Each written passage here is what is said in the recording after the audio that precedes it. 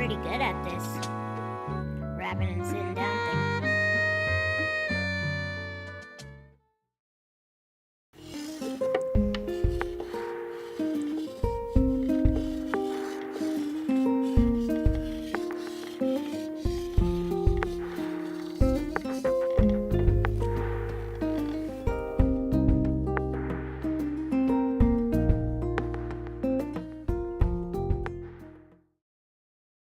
Moi, Isabelle, qui je suis, c'est une grande question.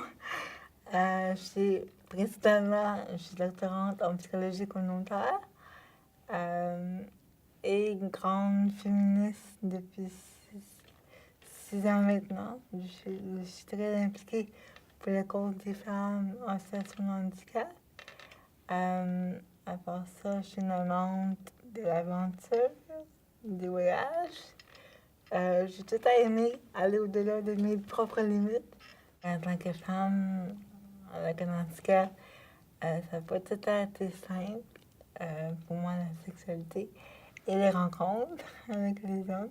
On est considéré comme étant des personnes handicapées, non pas des femmes handicapées, comme si on était asexués. Justement, le fait qu'on ait une sexualité en tant que femme en situation de handicap, c'est très, très tabou. Donc, on n'en parle presque pas au niveau de la société. C'est non reconnu. C'est même déplaisant pour les personnes. Ça choque. C'est vraiment un choc pour les personnes de comprendre que oui, on peut avoir une sexualité pleinement épanouie.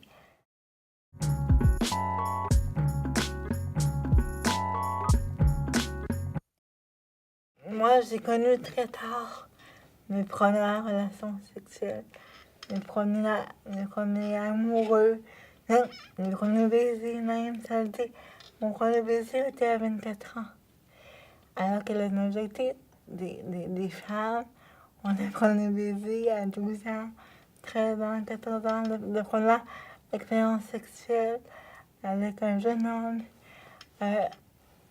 Donc, ça fait en sorte qu'on arrive à un âge adulte, avec moins d'expérience, moins de connaissances. Et malheureusement, c'est plus facile de vivre des différentes situations d'abus. Parce qu'on connaît moins la sexualité, on connaît moins notre corps, on est moins aussi, malheureusement, on s'estime moins. Donc, c'est plus difficile de dire qu'est-ce qu'on aime, qu'est-ce qu'on n'aime pas. Donc ça, je trouve que c'est vraiment difficile. Le fait justement que les expériences sont moins grandes, plus tardives, ça peut mener à des abus, malheureusement. Souvent, quand on a un handicap, on passe très vite le sujet de la sexualité en tant que femme. C'est mis de côté comme sujet. Et justement, tout l'aspect du consentement éclairé, si on veut, c'est un aspect assez complexe, plus complexe que l'on pense. Consentir veut pas seulement dire oui ou non.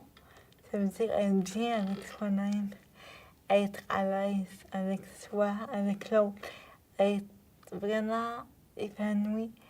Et c'est pas juste de dire oui, je le veux, mais à un moment donné, dans l'acte, ça va un peu trop vite, ça va un peu trop loin, et là, on ne peut plus vraiment rebrousser chemin, alors on peut toujours, à tous les stades d'une relation, rebrousser chemin et dire c'est assez pour moi.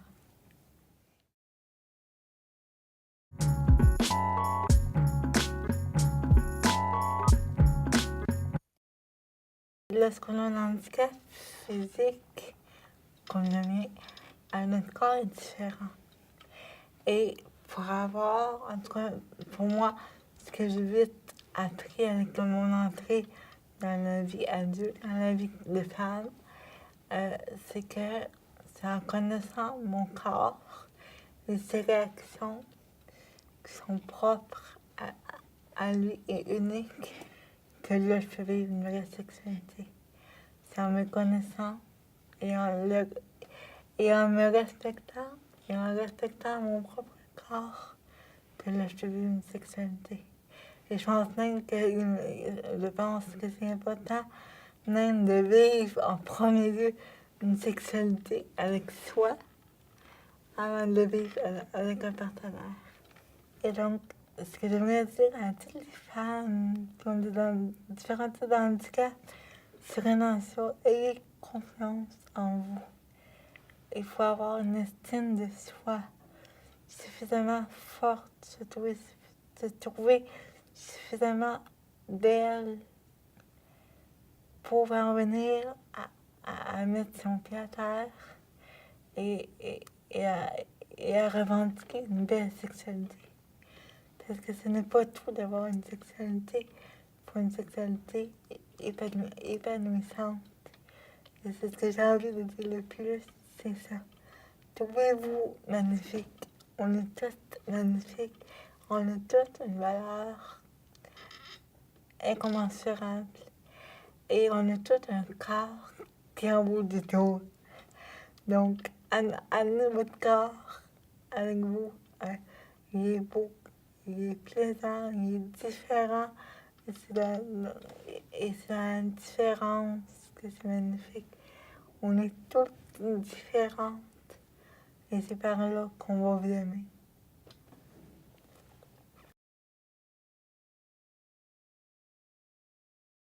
No matter where I go, all eyes are on me.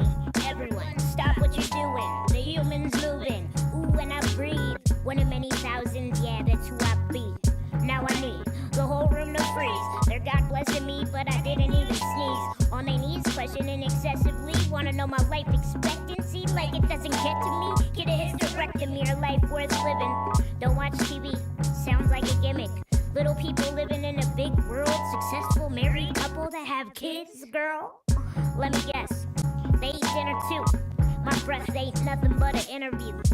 It's not what I did or what I didn't do. I learned to exploit all this shit when I was introduced to the game. Born into lame medical debt. The brain and body weren't identical yet. We made a hell of a bet, a hypothetical mess. Now I gives no fucks and it's incredible. Yes, I'm still tangled up in a mic cable and not able to eat at high tables or live life stable. Up at all your right labels, but didn't get catcalled and ain't complaining at all. They're like, Kaylin, you talk too much. Shut up, you walk too much. Or is sex still the same? I'm like, nah, boo, hush. Give me some confidence, now I got too much. The inspirational porn star. Oh, my cute wheelchair costs as much as a sports car. Look, we got enough problems, no need for you to call a cop who can't solve one. 'Tis the season, get a job. Taking pics with Santa in the middle of the mall. Unless you're good at bagging groceries or pushing carts through the snow freeze. Good thing for goodwill, oh please. Every time I go to a show, can't see shit, but I park front row. But I don't ask for no pity. So why you rapping so shitty? There's a stairway to heaven. Oh shit, okay. So tell me how the hell we gonna get in? Well, I don't know. Lord knows where I'm heading. It's hard out here for a gimp. There's a stairway to heaven. So tell me how the hell we gonna get in? Lord knows where I'm heading. It's hard out here for a gimp.